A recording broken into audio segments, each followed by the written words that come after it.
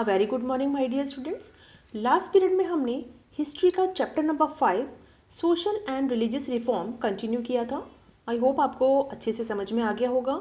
Last period में हमने page number 22 में रामकृष्ण मिशन तक पढ़ लिया था और एक्सप्लेन भी हो गया था हमारा। आज हम पेज नंबर 22 से आगे कंटिन्यू करेंगे।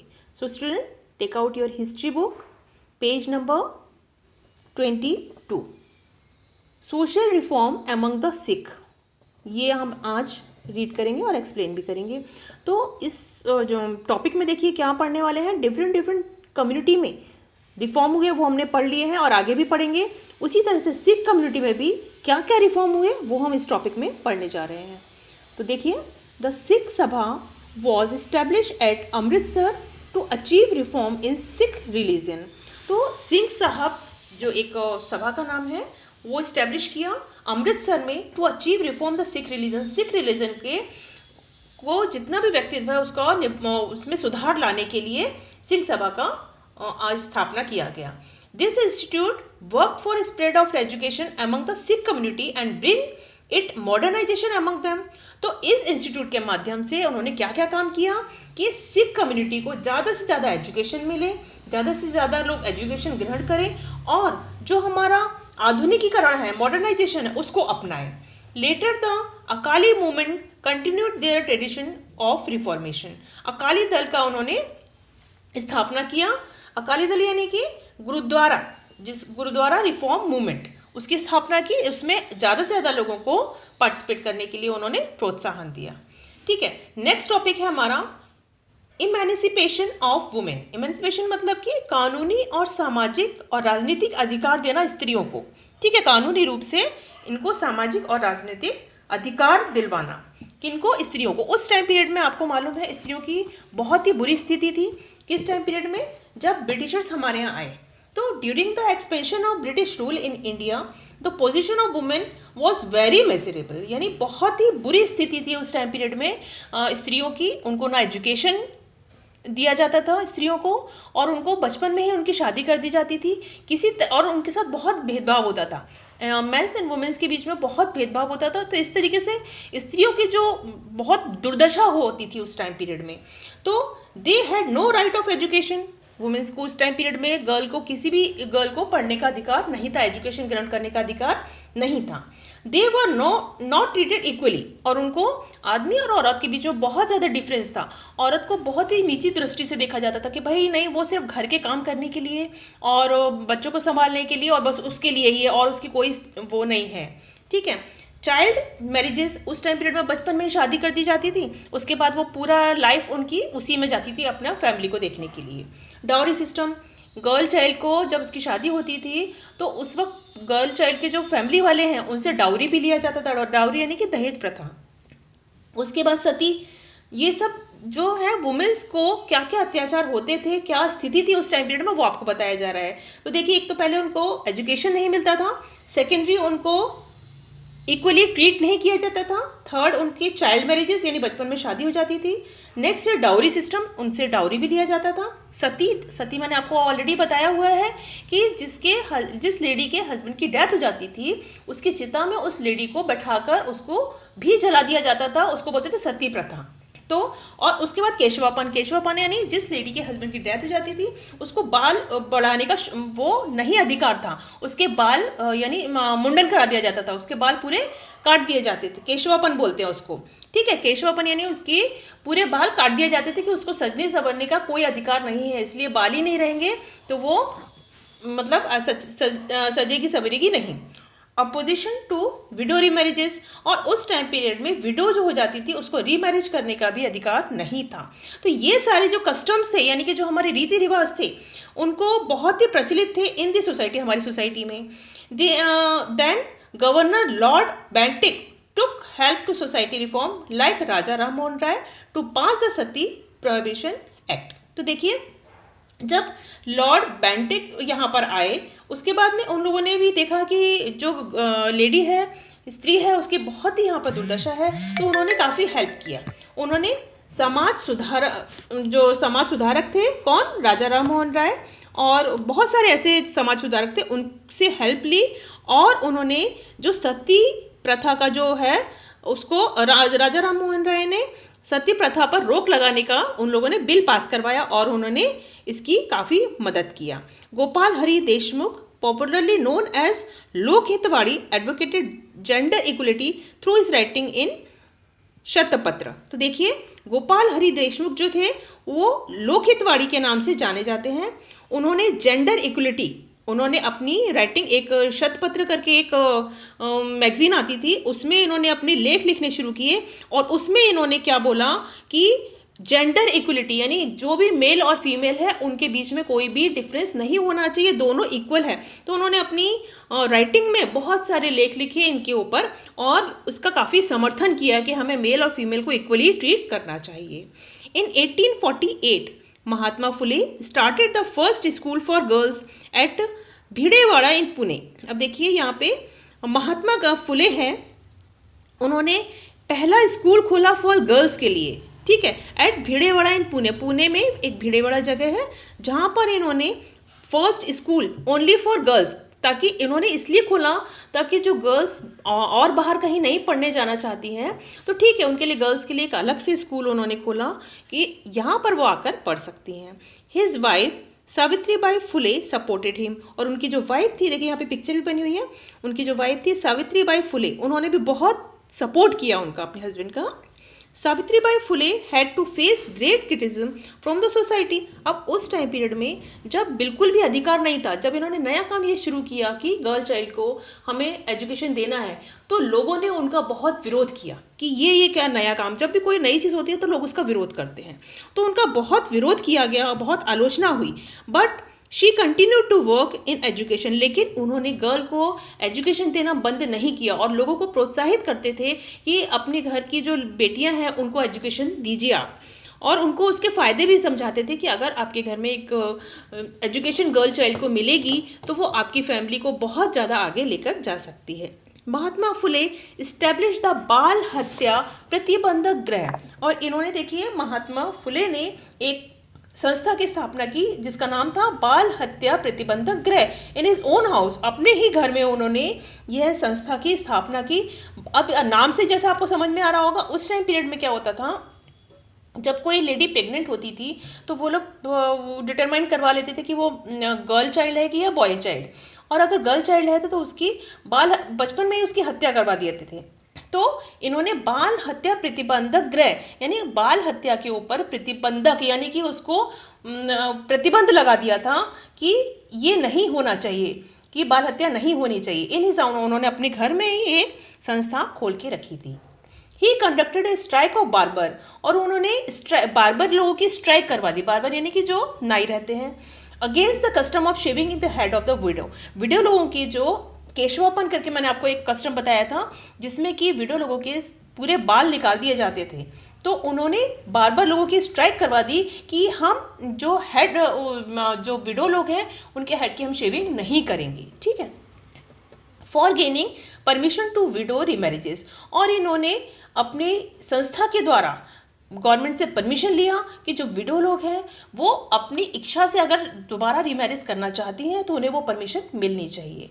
पंडित Ishwar Chandra Vidyasagar, Vishnu Shastri Pandit and Veeresalingam took up special effort, और इन्होंने ये जो तीन लोग मैंने अभी नाम आपको बताया है, इन लोगों ने बहुत ज़्यादा एफर्ट्स किए वुमेन की प्रोग्रेस के लिए, उनको अपने अधिकार मिलने चाहिए, उन सभी चीज़ों के लिए इन लोगों ने बहुत एफर्ट्स किए।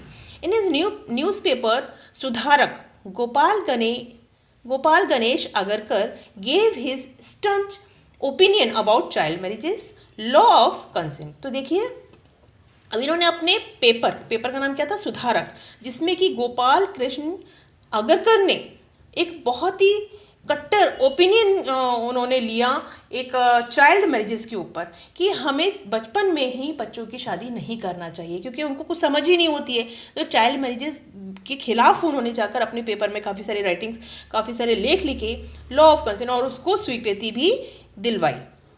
महर्षि Vitthal Ramji Shinde organize a conference against the practice of देवदासी।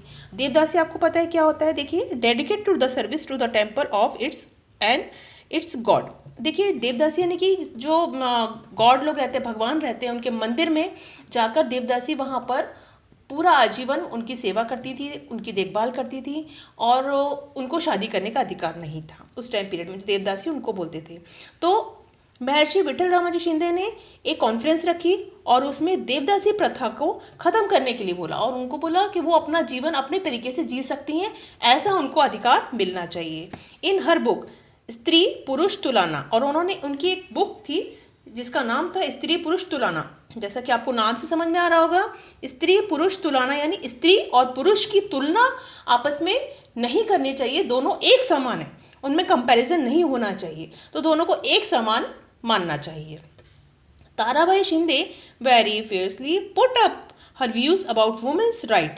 और अब देखिए ताराबाई शिंदे जो है उन्होंने बहुत ही उग्रतापूर्ण उदारतापूर्ण अपने जो विचार हैं वुमेन्स राइट के ऊपर उन्होंने लोगों के सामने लाए कि वुमेन्स लोगों के क्या क्या राइट्स हैं, उनको वो अधिकार मिलने चाहिए।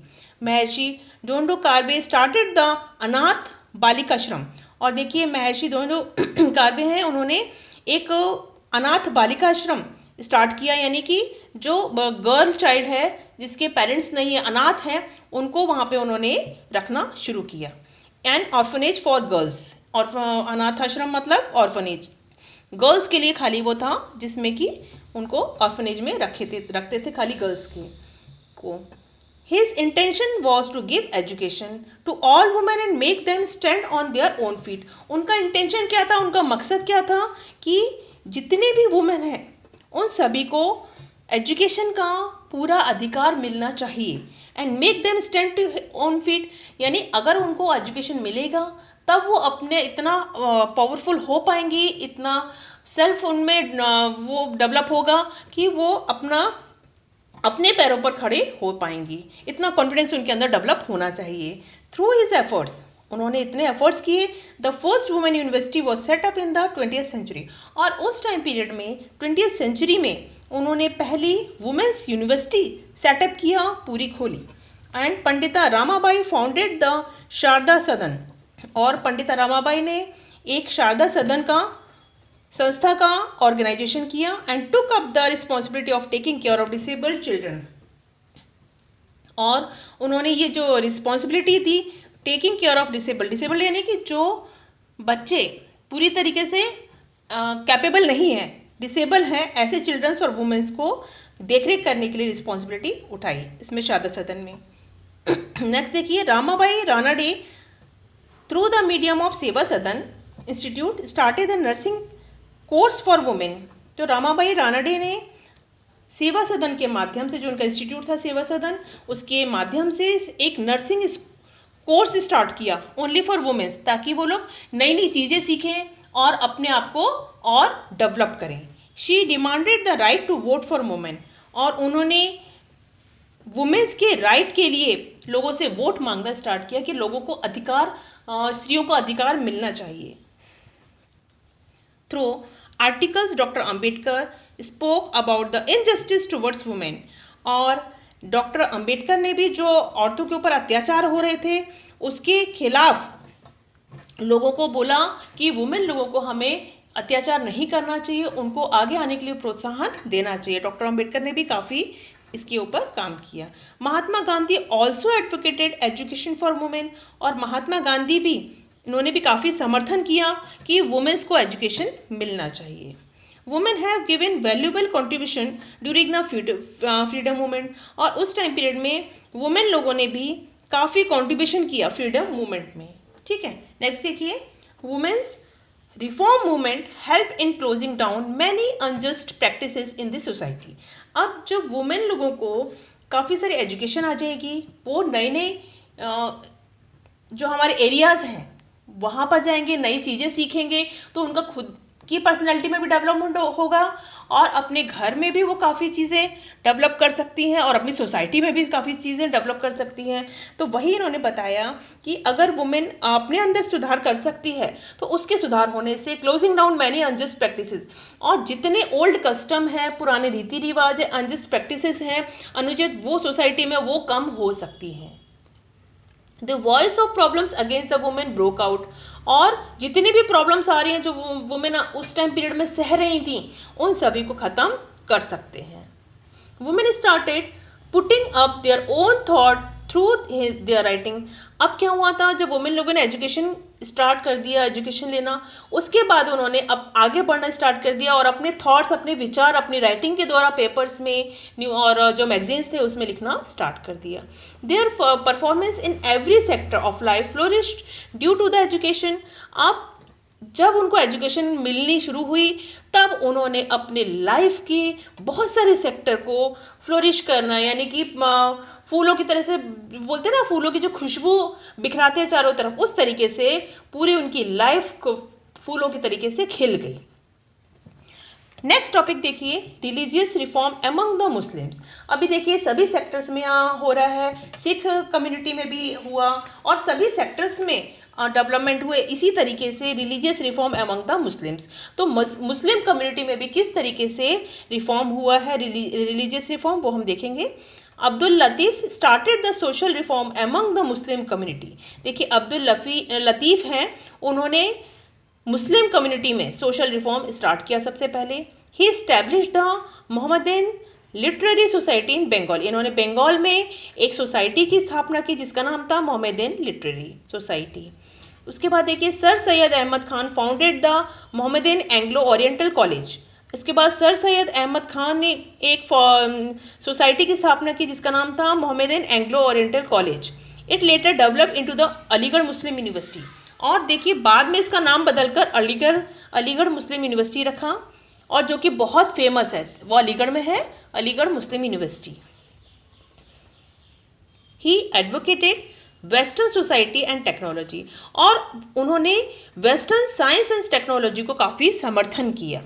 ही formally believe that Muslims could make progress only by studying modern education and society and science. तो उनको ये विश्वास था कि मुस्लिम कम्युनिटी प्रोग्रेस कर सकती है जब वो पढ़े मॉडर्न एजुकेशन एंड साइंस। जब पढ़ेगी तो मुस्लिम कम्युनिटी बहुत ज़्यादा प्रोग्रेस कर सकती है, ठीक है। उसके बाद देखिए मूवमेंट इन हिंदू सोसाइटी। अब यहाँ पे हिंदू सोसाइटी में क्या क्या मूवमेंट्स हुए, क्या क्या रिफॉर्म हुए, वो हम इस टॉपिक में पढ़ेंगे। इन 1950 Hindu Mahasabha was established to give a respectable position in the Hindu community। देखिए 1915 में हिंदू महासभा की स्थापना हुई, to give a respectable position in the Hindu community, और उसके बाद से हिंदू कम्युनिटी को काफ़ी रिस्पेक्टेबल पोजीशन मिलनी शुरू हुई। Pandit Madan Mohan Malaviya led the foundation of Banaras Hindu University. देखिए पंडित मदन मोहन मालवीय थे, उन्होंने बनारस हिंदू यूनिवर्सिटी की स्थापना की। डॉक्टर केशव बलिराम हेडगेवार इन 1925 इस्टेब्लिश राष्ट्रीय स्वयंसेवक संघ एट नागपुर। और नागपुर में देखिए बलिराम हेडगेवार ने 1925 में एक राष्ट्रीय स्वयंसेवक संघ की स्थापना की। Its aim was to set up a disciplinary and virtuous organisation of Hindu youth. उसकी क्या उनका वो था, एम क्या था उनका, कि हमारा जो हिंदू कम्युनिटी है एक अनुशासन में रहे, गुणवान और सदाचारी, हमारी जो यूथ है वो गुणवान और सदाचारी होना चाहिए। ये उनका मेन एम था उस ऑर्गेनाइजेशन का। V.D. Savarkar built the Patit Pavan temple at Ratnagiri, open to all caste of Hindu religion. देखिए V.D. सावरकर ने एक पतित पावन टेम्पल जो कि रत्नागिरी में है ओपन किया for all caste of Hindu religion. Hindu religion के जितने भी कास्ट हैं उन सभी के लिए वो टेम्पल ओपन किया था। Common dining programme were also arranged. देखिए वो कॉमन डाइनिंग यानी कि सभी लोग जो एक साथ जो खाना खाते हैं वहाँ पर इस तरह के जो प्रोग्राम थे वो भी अरेंज किए जाते थे। नेक्स्ट देखिए in the history of modern India movement of renaissance is very important. Modern India का जब हम हिस्ट्री पढ़ते हैं तो उसमें रेनेसेंस पीरियड काफ़ी इंपॉर्टेंट रखता है। On the principles of liberty, equality and nationalism the Indian social reformers set up a nation wide political movement. देखिए अब उसके प्रिंसिपल क्या थे, liberty, equality and nationalism. Nationalism की भावना भी हमारे अंदर होनी चाहिए। द इंडियन सोशल रिफॉर्मर्स जो थे उन्होंने ये प्रिंसिपल सेट किया था कि हमारे अंदर तीन जो है वो प्रिंसिपल्स होने चाहिए, liberty, equality and nationalism. Set up a nation wide political movement. हाँ, उनका जो पॉलिटिकल मूवमेंट है उसके ये प्रिंसिपल्स थे। The study of this movement will be dealt in the next chapter. अब देखिए ये जो है ये सब हम कब पढ़ेंगे, आगे के नेक्स्ट चैप्टर में हम कंटिन्यू करेंगे। अब मैं आपको एक चीज़ और बताने वाली हूँ। देखिए अभी हमारा फर्स्ट यूनिट टेस्ट हुआ है, उसके हमारा पेपर करेक्शन हो गया है।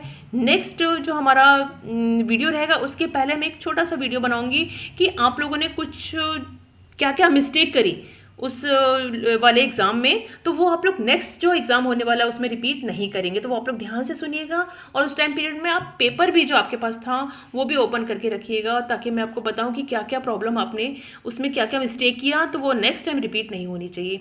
और मैं आपको और एक चीज़ बता रही हूँ कि जो हमारा फर्स्ट टर्म है वो भी आपको अक्टूबर में ही होने वाला है, तो आपके पास टाइम बिल्कुल भी नहीं है। जितना भी मैं आपको पढ़ा रही हूँ वो आप डेली डेली पढ़िए, जितना राइटिंग वर्क करवा रही हूँ डेली आप लिख लिख के उसको लर्न करिए, क्योंकि हमारे पास टाइम बिल्कुल भी नहीं है।